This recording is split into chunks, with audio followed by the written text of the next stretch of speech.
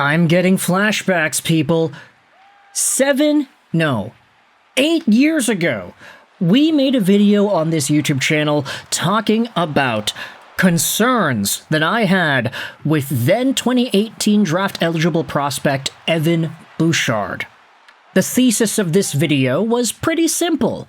Evan Bouchard, despite being an offensively talented defenseman, was a guy who had some very noticeable defensive issues, a non-commitment to playing defense at times, and just an overall lack of defensive ability and others. This was a conversation that we had, and I said that, the guy is really darn good at shooting the puck. He's great at moving the puck as a power play quarterback, but there are enough setbacks to his game on the defensive side that make me wary of drafting him.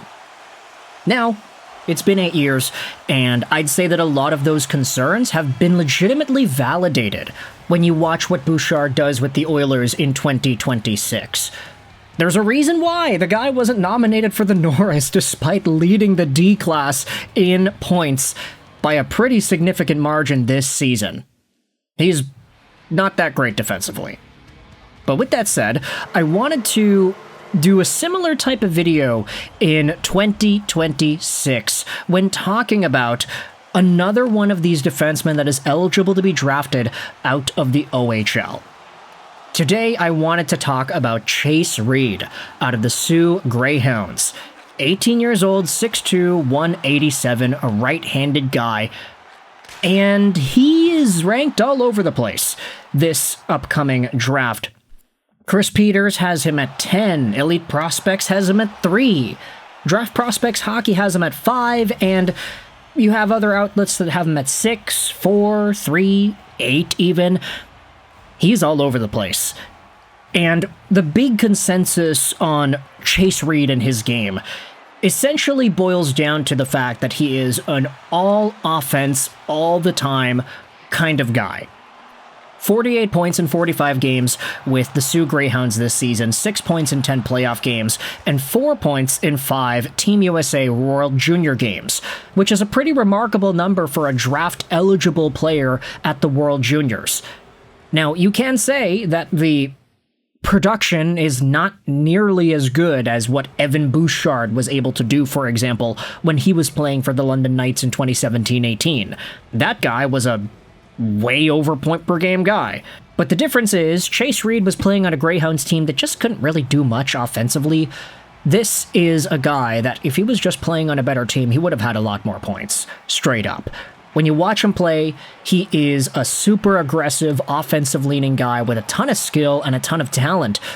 But I wanted to dive into some issues that you can say exist and potentially hinder the Chase Reid conversation.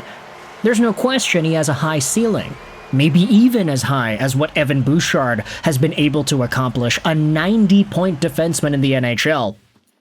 But this post made by Pete Hughes, the Western hockey scout for WHL and USHL stuff, he went out there and posted this on Twitter the other day. What did Chase Reid do to deserve unanimous top 3 hype? He gets absolutely burned with a suspect pivot and loses assignments all the time in his own end. He's also old for the class, and his point totals stagnated. He also throws away a lot of passes for me. Part 2 of this thread says that I think people are still hyped on Matthew Schaefer and his dynamic pinches, but that's where the comparisons with Chase Reid begin and end. Schaefer is a way better seam passer at top flight, and twice the actual defender. Reid's backward skating is not good. He has to pivot and chase so often. A reply from Nick says, I saw a lot of pucks thrown down the ice that turned into assists in his highlight reel. That's not going to work in the NHL. Nope. Some of his dynamic pinches aren't going to work in the NHL either. If you just go straight on your routes and pinches in the NHL, you'll get eaten alive. You need some deception and cutbacks. The implication here is that Chase Reid is a guy who takes advantage of the environment of the OHL as a whole. The fact that this guy is able to do essentially what he wants as a defenseman in a weaker CHL compared to prior years. To be fair to Chase Reid, though, the poster on Twitter He's not going out there and saying that Reid is going to be a bust and he's never going to have an NHL career. He says that the guy will be good. It's just, in his opinion, there are guys that are better. Like Carson Carroll's, Rudolph, they have higher ceilings, and that is something that I think should be said in this video. I mean, making an entire commentary talking about Chase Reid not making NHL-level plays, losing assignments, and not doing proper defensive work in his own end, that's obviously going to come with some level of implication. But with that said, there are enough rebuttals that I also do think need to be mentioned too. This post by Shergill2000 says, the OHL coaches literally voted Chase Reid as the second best defensive defenseman in the league. You may not like his D game from your limited viewings, but the coaches who saw Reid play every day and competed directly against him were surely impressed. So with that said, there is a reasonable argument to be made that his defensive deficiencies are actually not that bad. But whether or not you fully take that in as gospel is up to you. In order to get another perspective, though, I wanted to go over to someone's blog, who I actually do take with a pretty good amount of sauce.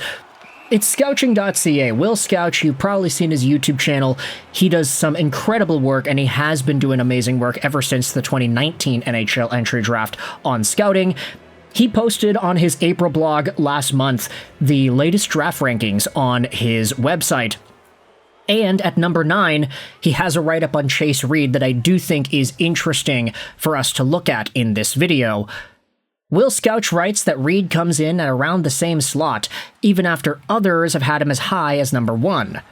Scouching says he likes Chase Reid, to be clear, and he thinks there isn't a better straight-line puck rusher in this draft outside of maybe Xavier Villeneuve. Reid has an explosive skating ability that can build speed through the neutral zone with good skill and combination, using his frame to protect the puck efficiently, and using his feet to patrol the neutral zone with ease. He's efficient off the puck with good shutdown ability and solid blue line defending results, but he largely achieves these results without close quarters physical contact, and that's where I find Reid's game falters somewhat. Faster, more skilled OHL players have found their way through his physical pressure more often than others in this range. His offensive output also relies on perimeter shooting more than I would like, especially when there is some good playmaking ability if he takes a step up from the blue line. He is an intriguing package that reminds me a bit of Morgan Rielly. And say what you will of his game at his age now, but Rielly had a very good long run as a legitimate top 4 NHL rushing defenseman with blue line-based offensive ability and power play upside. I think Reid could be that as well, and I can't imagine he ends the year any lower than he is at 9th. So, this is more of a balanced, nuanced take on the Chase Reid discussion. Whether or not you fully believe in Pete Hughes' assessment that the guy is suspect with his pivots and loses assignments in the D-zone, or if you look at how OHL scouts see it. Hey, they voted this guy as one of the best defensive defensemen in the OHL, period. Scouching's report says that Chase Reid is a player who, unfortunately, gets pushed around a little bit by some of the better players in the league, and his physical defense does not really match up to the higher levels of talent that the league has to offer. With that said, I don't feel like Chase Reid and the quote-unquote issues with his game are nearly as bad as the Evan Bouchard issues that we saw 8 years ago. That felt like a big red flag, plastered up all on the wall there, flashing neon lights every time somebody went out there and discussed Bouchard as a top prospect. Bouchard nowadays is fine in the NHL. He's so good offensively and he gets 90-plus points, but then again, those defensive issues, they are still there. So, is there the potential to see Chase Reid form some sort of a similar reputation in the NHL that Evan Bouchard has 8 years down the line? You can let me know your thoughts in the comment section below. How do you feel about Chase Reid at 3rd? How do you feel about Chase Reid a little bit later? Is he going to be the top defenseman taken out of this draft? If he is not, who is? Let me know your thoughts in the comment section below. I hope you enjoyed this video. And bye.